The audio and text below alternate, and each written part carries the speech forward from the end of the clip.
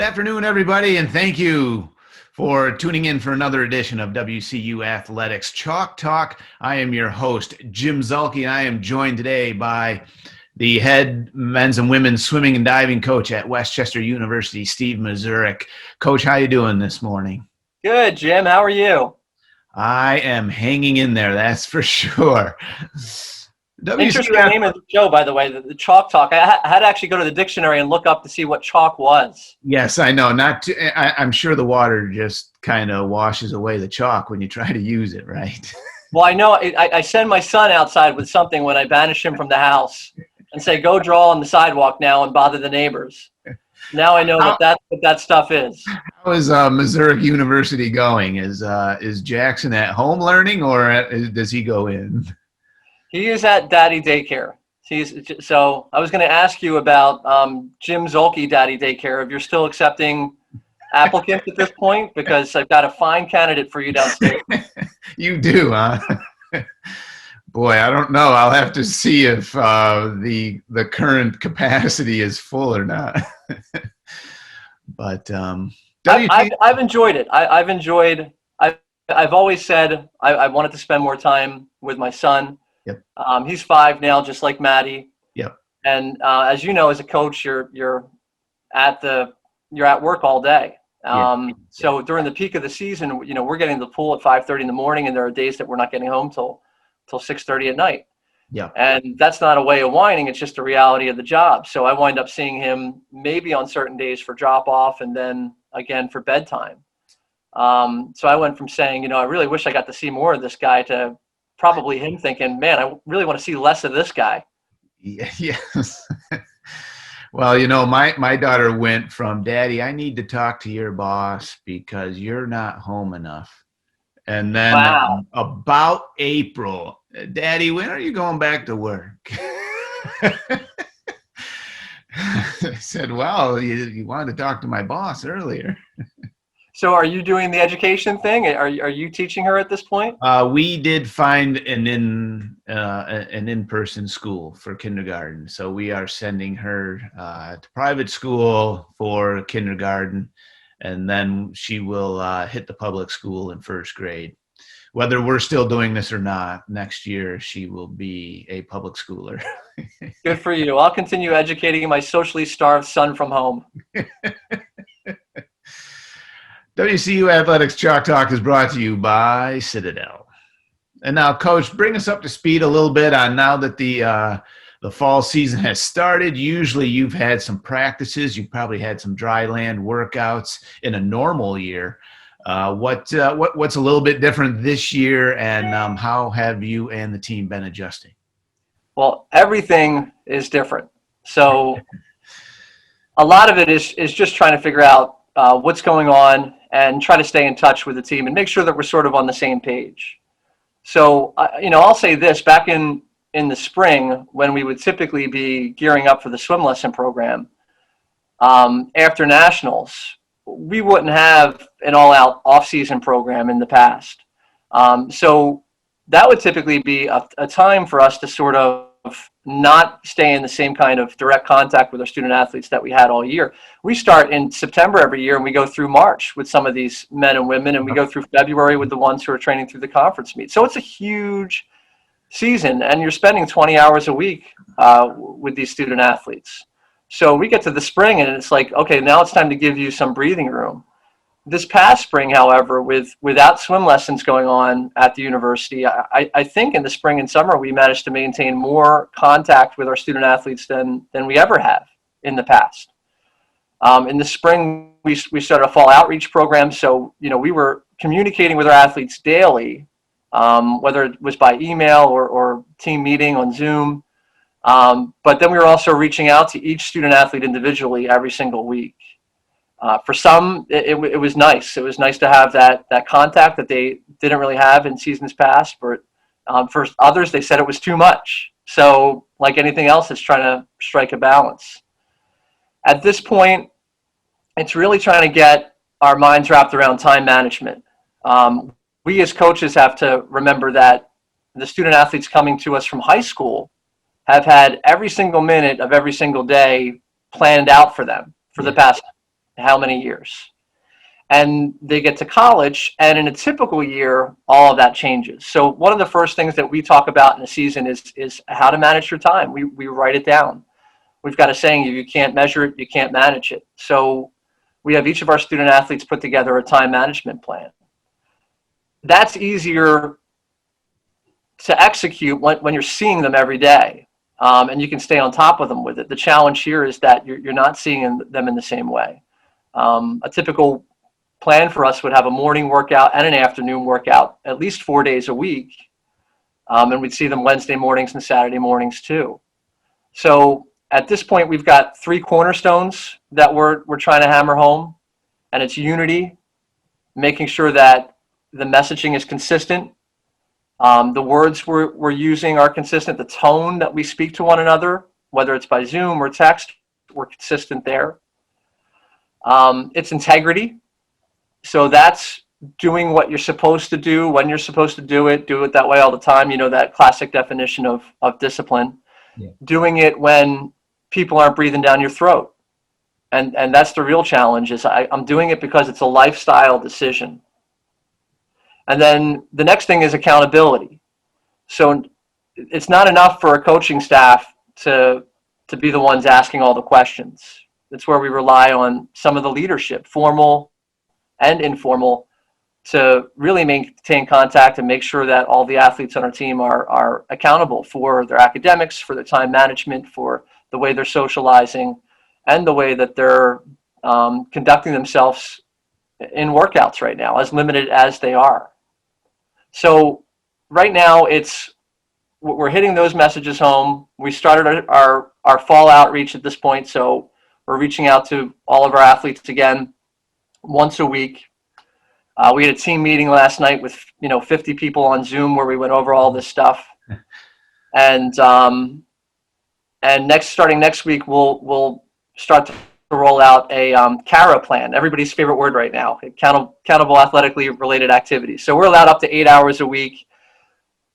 Given the nature of our sport, that it's generally best to get better at swimming by swimming, you've got people that are in different situations all over the place. So you've got a lot of our people that are new to the team right out of high school are still back at home.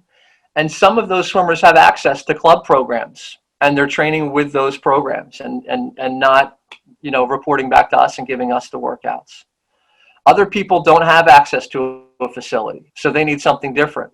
So what we're providing our student athletes with is a menu from which they can choose different types of workouts. There's, a lifting option, there's a swimming option, there's a yoga option, there's a running and dry land option. And luckily, the Westchester University athletic community and aquatic community is diverse enough and talented enough that we can offer a variety of work types. So it's a skill builder, man. If nothing else, it tests your patience, it tests your ability to adapt, and it tests your humility. So we'll see what we're made of. So I a little bit of a confession here. I may be putting on the COVID-19 or the COVID-29. I might need that menu on some of your dry land running. I haven't heard that. That's cute. I like that. The COVID-19. I like that. But yeah, what I was going to ask you about how they get some of the swimming in to stay in shape. I've heard things like Katie Ledecky, USA swimmer, said that she just goes to a friend's pool and swims back and forth. Now that pool probably isn't a 50-meter Olympic-sized pool, but do you encourage things like that? Just swim when you can and work in the water when you can. Whenever people have been deprived of things, they always discover things about them that perhaps they didn't know before. So this whole pandemic has exposed, disparities, and it's really exposed, how resources are differently available in different parts of the country. So, and athletics, it's always been a microcosm of that concept. So there's a book written years ago called The Talent Code, which sort of examined hotbeds of talent all over the world, and how they got to the point where they were producing so many talented musicians and athletes. And some of it is because of lack of sufficient resources. They had to think about their craft differently, which made them unique, which allowed them to develop a unique skill set. So swimming in a 40-yard pool or a 20-yard pool isn't necessarily a bad thing. People forget this. I think Rebecca Soni, the first time she broke a world record, she may have trained long course twice that entire year. And then she hops into a long course pool at the Olympics, and she mops the floor with the world. It's all about a mindset. So yeah, we've had people that have been more fortunate than others in having access to water. And then we've had others, okay, you know what? I've never really had the strongest legs, or I've never had the quickest reaction time. Or I'm a sprinter and I could work on my cardiovascular endurance in a very non-specific way. So I could run, I could jog, I could do these other things. This is the time for athletes and for people to really work on those deficiencies to tighten up their game. And that's sort of been our message the whole time. It's like, okay, well, we've ignored these other things because we've always had the pool to rely on. Let's get better at these things now. Yeah. You know, one of the things that every athlete, if they're home and they're fortunate enough to have resources and fortunate enough to have the space, there are a lot of ifs when we talk about that. And we have to be sensitive. Yeah. It's a great time to learn how to cook.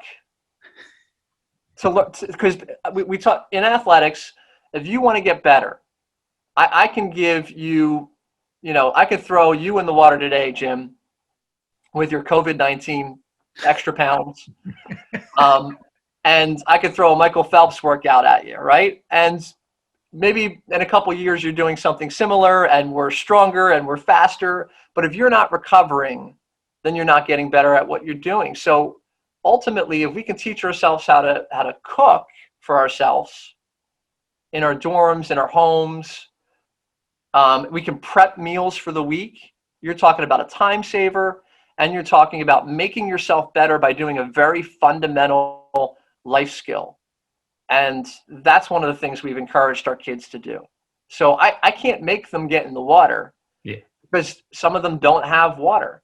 Yeah. If they have access to it, knock yourself out and have fun. But what I want to make sure our coaching staff does is we make our athletes know that we're here for them as resources, and we're going to give them a variety of things from which to choose. So, touching on one of those things you said, getting better at cooking. I know you're very much into plant-based nutrition. You took some courses at Cornell and got your certificate in that area. Talk to us a little bit about what you've learned from those experiences, and then what you pass on to the men and women that you teach. Well, I think you're seeing it a lot in sports, professional and amateur. You're seeing a lot of athletes gravitate towards a plant-based nutrition plan. And there are a number of reasons for that, but you're seeing more and more athletes do it for the longevity, for the recovery, and because all of a sudden it's a skill builder. So if you can get to a point where you're planning out your meals and you don't have to worry about somebody else or a different restaurant or relying on some other form of nutrition, you've given yourself an advantage over the competition. You can be prepared in a way that they're not. And maybe they have to rely on going to an Applebee's and waiting an hour at night after a meet, whereas you have your stuff ready to go at the competition. So for me, what I've learned personally, I've had to learn because I went through sort of a transformation in my own life.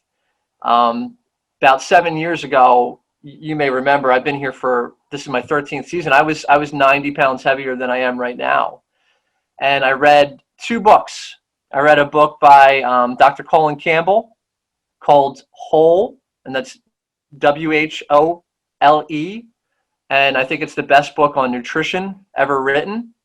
And at the same time, I read a book by Scott Jurek, who is an ultramarathon. I think he won I'm not going to say it, but he won a 100-mile race X amount of times. It may have been 7 or 8 years in a row. Okay. And he went plant-based. And he was doing this exceptional endurance regimen. And he had amazing success relying only on plants at a time where the industry is telling people eat more protein, and fooling people into thinking the only way you can get protein in your diet is animal agriculture, forgetting that the animals are getting their protein from plants. So I think one of the things I started to notice was I got into running at the same time, and I started to feel like I was younger. So I got to a point where, my first week was 30 miles. By the end of the summer, I'd built up to 80-mile weeks. And I got to a point where I was still eating eggs and still consuming dairy. I eliminated those, and I would do like a 20-mile run before morning practice on Saturdays. And the night before I had dropped off my car at the pool, I would be disappointed at the end of practice because I had to drive home. I felt that good about my body. So in a way, it made me feel superhuman. And I felt better than I ever had, even as a 18-year-old, as a 23-year-old. It was a fountain of youth for me. Yeah. So really what we have to emphasize to our student athletes is the decision you're making, is what you're putting in your body something that's going to allow you to recover, or is it something that you're going to have to recover from? You just put in a tough workout. Why put something in your body that's going to set you back? We went to NC2As a couple years ago, and out of the athlete hospitality room, I would watch as our athletes came out with like Twizzlers and Cheez-Its and stuff like that. I thought, man, we really have an opportunity here as educators at the college level to promote a healthy, well-being, total student athlete. Something that doesn't say, I just need you to get calories in you so that you can be ready for this competition. I think we need to do better. I think we need to say, what's going to prepare the student athlete for living on their own once they're done college?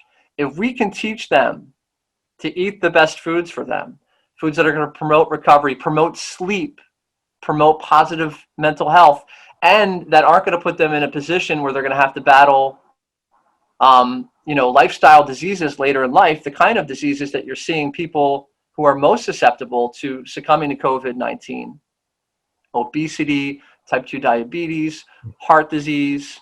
These are things that are largely preventable, research shows, through diet. So why not teach them now? And they've got, sort of a Rolodex of who's who. I won't go into those names either, because you can Google them, and as soon as somebody has a piece of fish, somebody will jump on my back and say, hey, they're not a vegan anymore. So, but there are plenty of names and plenty of examples out there. And there's also a documentary called The Game Changers. So if you want to see football players, basketball players, ultra endurance athletes, boxers, professional wrestlers, there are plenty of examples of all that stuff out there. And you know what? As you talk about all this, I'm not a big cyclist. My father loved the Tour de France. So I end up watching a lot of that. Now, obviously that was canceled. That usually ended July 4th in France, in Paris. So now they've moved it back. They're running it right now. And I wonder how many of those cyclists are probably on a plant-based nutrition regimen, because the endurance and, what they're putting their bodies through, riding a bicycle up and down the Alps, has to be, I don't think they're going home and eating a steak. And you know what? They might be. But I think what happened to cycling years ago, and what happened to Major League Baseball in the 90s and the 2000s, it's never been a secret that people wanted a shortcut to recovery. Yeah. So it was easier at a certain point to put an anabolic steroid, or something that's going to promote recovery in an illegal way and in a harmful way. Yeah. I'm just going to put this in my body to aid my recovery right now. But that person that's eating a steak now, or I love this, I get this a lot. I won my event last night, and I went to McDonald's the night before, and I had a cheeseburger and a large fry and a soda. And what our responsibility is at that point is to say, hey, what you put in your body that night or the day before might not necessarily set It's you more back. of a coincidence, not a correlation. Sure, but it's a cumulative thing. So there's a reason why people, as they're getting into their sport and they wanna remain elite in their sports, they're starting to look at diet in a different way and eliminating certain foods and adding all the foods that promote recovery. There's a reason we're seeing more of that right now. So it's not what you do that day. If you have a slip, you have a slip. It's what you do over time that has the cumulative effect. And that's really what we're looking for. And is it tough when you talk to people, and you and I have had these conversations, is it tougher to go cold turkey and say, look, tomorrow I'm a vegan? Or is it better to say, okay, like you did, you eliminated everything except the dairy, and then over time you eliminated the dairy, and I think now you've eliminated a lot of the oils because you used to, I think, you would put oil on your salads and stuff like that. Is it easier to do it that way, or do you say, no, you got to pretty much, if you're going to do it, make a commitment and do it? I think you have to make a commitment, and I think the best way to do that is to have like a 6-week plan. I feel like if you give yourself 6 weeks, then you've sort of given yourself a chance to have fun with it, to build some skills, to fail a little bit, to question yourself, to research. A month and a half, that's a pretty good snapshot into what it's like. You've given yourself, in a typical situation, you've given yourself a chance to be out in public at a restaurant and figure out how to navigate those questions and how to talk to, a service staff about, your meal prep. So 6 weeks is probably the best way to go. And there are plans out there to help you do that. Like the Physicians Committee for Responsible Medicine has a really good, I think, free plan to get yourself off and running with this whole thing. And then another thing you want to do is you want to look at what's in your kitchen.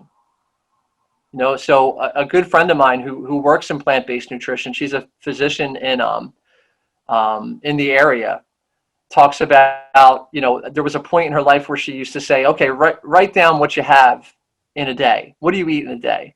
And she found that wasn't very effective because people just told her what they wanted her to hear. Yeah.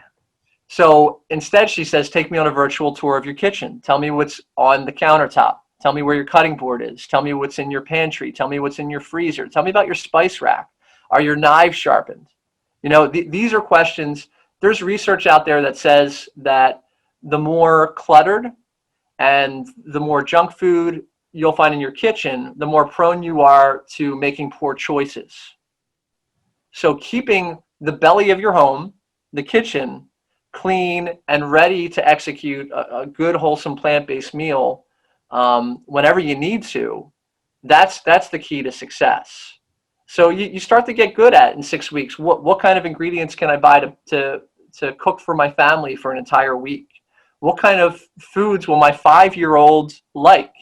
And we're raising a 5-year-old probably like yours and anybody else who goes through phases. Yeah. There was a point where he wanted kale with his breakfast in the morning.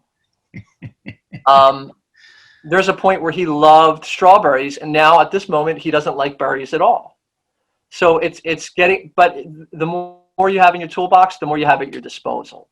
So my idea for student athletes is, and for anybody, is to start simple. Start simple, cook meals with 5-6 ingredients, learn to love the taste of those foods again.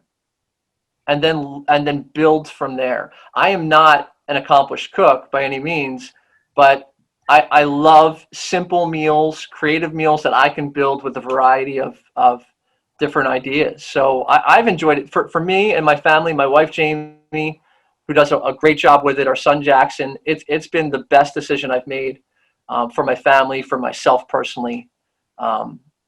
So I encourage others to ask about it and to check it out.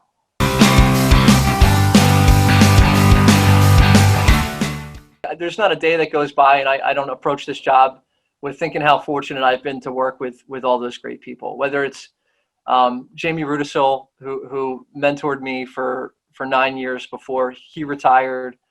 Scott Elliott, who sadly has passed but left his legacy here with the Westchester swimming community. Henny Himmons, who was one of the winningest coaches in Pennsylvania high school swimming history, who was with us for years. Ron Jenkins, who was just a diving legacy here at Westchester University. And, I've had a chance to work with some great coaches ever since, including, the three that are on my staff right now. JJ Rudisil, Victor Polyakov, and Morgan Shive. So all of those coaches make me look a whole lot better. We talked last night with our student athletes and we mentioned the streak, but we didn't talk about numbers. I'm with you. I try to forget them. I try not to think about them. All I try to think about is what we have to do right now to be the best that we can this year. And that's sort of our message to them is find unity, keep yourselves accountable there and work with integrity and worry about being the best we can this year. Give us a shot. So thank you, Jim, for all the work you do in promoting our student athletes. And I've said this before to you, and I meant it. If I'm not coaching at Westchester University, I'm probably not coaching. I'm probably back teaching somewhere or something else. That's what my background's in. So yeah. I love the people I work with, you, Terry, the whole squad, and very fortunate to be here with this program. Well, we certainly love the job you do, Steve. So for head coach Steve Mazurek, I am Jim Zulke. We will see you again for another episode of WCU Athletics Chalk Talk.